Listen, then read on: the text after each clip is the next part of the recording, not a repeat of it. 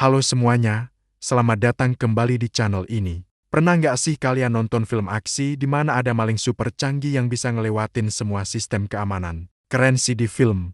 Tapi gimana kalau kejadian di dunia nyata? Apalagi sekarang eranya rumah pintar atau smart home. Pertanyaannya, antara rumah pintar sama maling, kira-kira siapa yang bakal menang? Hari ini kita akan bongkar tuntas topik ini. Mulai dari teknologi keamanan smart home yang paling canggih, taktik yang biasa dipakai maling modern, sampai ke tips praktis biar rumah kita siman benteng. Jadi, pastikan nonton sampai habis ya. Oke, kita mulai dari pertanyaan dasar.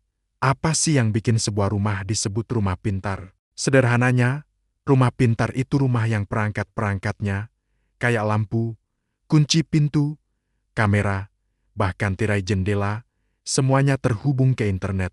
Kita bisa kontrol semuanya dari smartphone, dimanapun kita berada. Konsep ini namanya Internet of Things atau IoT. Nah, disinilah letak kekuatan utama keamanan rumah pintar. Bayangin aja, lagi liburan di Bali, tiba-tiba dapat notifikasi di HP kalau ada gerakan di depan pintu rumah. Langsung deh kita bisa cek live feed dari kamera CCTV, nyalain lampu teras biar terang benderang, bahkan bisa ngomong langsung lewat speaker ke orang yang ada di sana. Keren kan? Sekarang, mari kita bedah satu persatu senjata andalan dari sebuah smart home. Pertama dan yang paling umum adalah smart camera atau CCTV pintar. Ini bukan CCTV biasa yang cuma merekam. Kamera pintar modern udah dilengkapi sensor gerak, night vision yang super jernih, dan bahkan teknologi pengenalan wajah. Jadi, kamera bisa bedain mana anggota keluarga, mana kurir paket, dan mana orang asing yang mencurigakan. Kalau ada aktivitas aneh, notifikasinya langsung masuk ke HP kita, lengkap dengan klip videonya. Beberapa model bahkan bisa otomatis menyalakan alarm atau lampu sorot kalau mendeteksi penyusup. Selanjutnya, ada smart lock atau kunci pintu pintar. Lupakan deh drama kunci hilang atau ketinggalan. Dengan smart lock, kita bisa buka pintu pakai sidik jari, kode PIN, kartu, atau bahkan lewat aplikasi di smartphone. Kelebihannya apa? Kita bisa kasih akses sementara ke orang lain, misalnya buat asisten rumah tangga atau teman yang mau nitip barang. Di aplikasi, kita juga bisa lihat riwayat siapa aja yang buka tutup pintu dan jam berapa. Jadi kalau ada yang coba-coba buka paksa, alarmnya bakal bunyi dan kita langsung dapat peringatan. Ini jauh lebih aman daripada kunci konvensional yang gampang dibobol atau diduplikasi. Kemudian ada sensor pintu dan jendela. Ini perangkat kecil tapi fungsinya vital banget. Sensor ini ditempel di kusen pintu atau jendela. Kalau ada yang buka paksa saat sistem keamanan aktif, sensor ini bakal langsung kirim sinyal ke pusat kontrol, yang kemudian akan membunyikan sirena super kencang dan mengirim notifikasi darurat ke kita. Kombinasi sensor ini dengan kamera dan smart lock bikin rumah kita jadi punya lapisan keamanan berlapis. Maling mau masuk lewat jendela, sensor bunyi. Mau dobrak pintu, smart lock ngasih perlawanan. Semuanya terekam jelas di kamera. Tapi, jangan lupakan juga peran smart lighting atau lampu pintar. Mungkin kedengarannya sepele, tapi ini senjata psikologis yang ampuh banget. Maling itu suka tempat gelap dan sepi. Dengan lampu pintar, kita bisa atur jadwal lampu nyala dan mati secara acak, seolah-olah ada orang di rumah.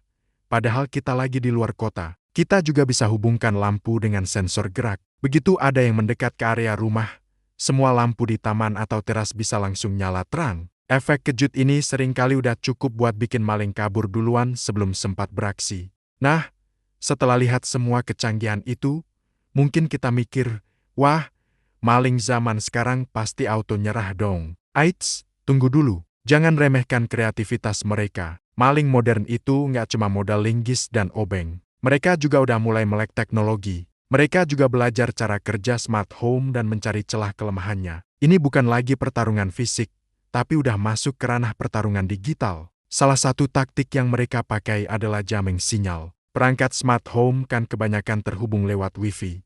Para pencuri bisa menggunakan alat yang disebut jama untuk mengacaukan atau memblokir sinyal Wi-Fi di sekitar rumah kita. Kalau sinyal Wi-Fi mati, apa yang terjadi? Kamera jadi offline, sensor nggak bisa kirim notifikasi, dan smart lock mungkin nggak bisa dikontrol dari jarak jauh. Rumah pintar kita mendadak jadi rumah bodoh untuk sementara waktu. Momen inilah yang mereka manfaatkan untuk beraksi. Taktik kedua yang lebih canggih adalah hacking atau peretasan. Kalau malingnya punya skill IT, mereka bisa coba meretas jaringan Wi-Fi rumah kita. Gimana caranya? Bisa lewat serangan phishing, di mana mereka kirim email atau pesan palsu yang seolah-olah dari provider internet atau produsen perangkat smart home, minta kita memasukkan username dan password. Kalau kita terjebak, mereka dapat akses ke jaringan kita. Dari situ, mereka bisa mematikan sistem keamanan, membuka kunci pintu, atau bahkan memata-matai kita lewat kamera di dalam rumah. Ngeri banget kan? Selain itu, ada juga kelemahan dari sisi pengguna sendiri. Misalnya, pakai password yang lemah dan gampang ditebak untuk akun smart home atau jaringan Wi-Fi kita, seperti 123456 atau password. Ini sama aja kayak ngasih kunci rumah kita ke orang asing. Atau, kita lupa memperbarui firmware atau software dari perangkat smart home kita. Padahal, update itu seringkali isinya adalah penambal celah keamanan yang baru ditemukan. Kalau kita nggak update, perangkat kita jadi rentan diserang. Jadi, kembali ke pertanyaan awal, siapa yang menang? Jawabannya adalah, ini bukan soal siapa yang menang, tapi soal siapa yang lebih siap dan lebih pintar. Teknologi smart home itu ibarat pedang dua sisi. Di satu sisi, dia memberikan lapisan keamanan yang luar biasa canggih. Di sisi lain, kalau tidak dikelola dengan baik, dia juga membuka celah baru bagi para penjahat siber. Kemenangan ada di tangan pemilik rumah yang proaktif. Lalu, gimana caranya supaya kita yang menang? Ada beberapa langkah krusial yang harus kita lakukan. Pertama, amankan fondasi digital kita, yaitu jaringan Wi-Fi. Ganti nama dan password default dari router. Gunakan password yang kuat, kombinasi huruf besar, huruf kecil, angka, dan simbol. Aktifkan juga enkripsi WPA3 kalau routernya mendukung. Anggap saja ini gerbang utama benteng digital kita. Kedua, selalu update perangkat.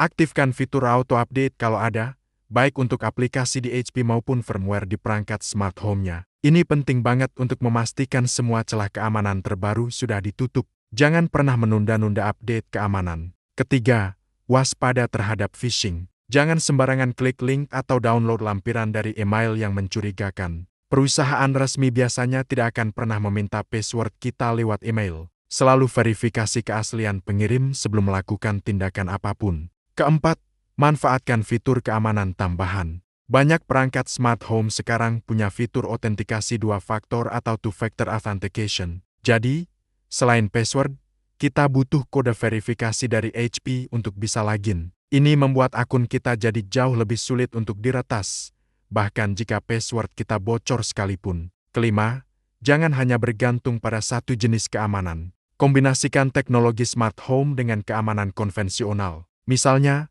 tetap pasang teralis di jendela atau pelihara anjing penjaga. Buat sistem keamanan berlapis. Semakin banyak rintangan yang harus dilewati maling, semakin kecil kemungkinan mereka akan menargetkan rumah kita. Dan yang terakhir, lakukan simulasi. Coba posisikan diri sebagai maling. Lihat rumah kita dari luar. Titik mana yang paling lemah?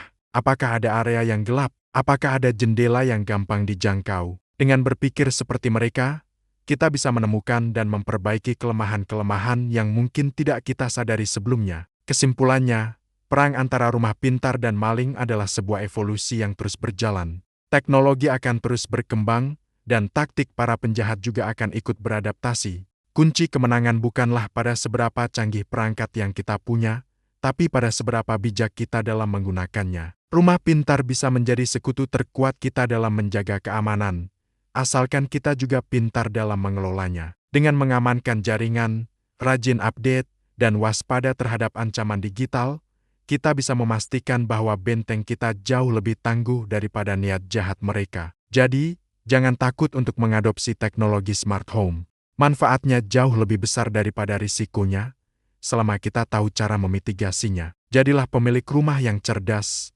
yang tidak hanya memasang teknologi, tapi juga memahaminya. Terima kasih banyak sudah nonton video ini sampai selesai. Semoga informasinya bermanfaat dan bisa membuat rumah kita semua jadi lebih aman. Apa pendapat kalian tentang topik ini? Atau mungkin punya pengalaman sendiri dengan keamanan smart home? Tulis di kolom komentar ya.